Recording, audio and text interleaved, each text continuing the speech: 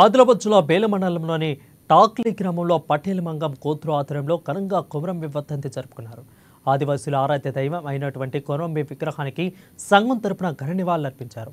ఈ సందర్భంగా పటేల్ మాట్లాడుతూ ఎన్నో ప్రభుత్వాలు మారినా ఆదివాసుల బతుకులు మారడం లేదని అన్నారు.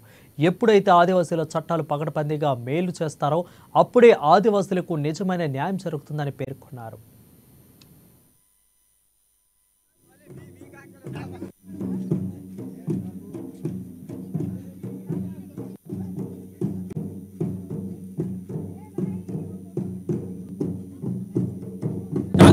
ఘనంగా కొమరంభీం చేయడం జరిగి మొత్తం గ్రామవాసులు పటేలు గోత్రు అదులో కొమరంభీం వర్ధన్ చాలా ఘనంగా చేయడం జరిగింది.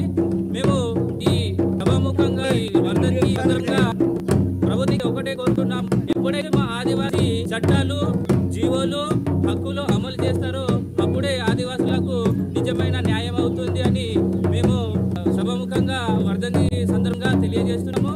అలాగే మా ఏజెన్సీ డిఎస్సి అలాగే ఆదివాసీ చట్టాలు ఆదివాసీ హక్కులు అమలు చేయాలని ఈ వర్ధని సందర్భ ప్రభుత్వానికి తెలియజేస్తున్నాము.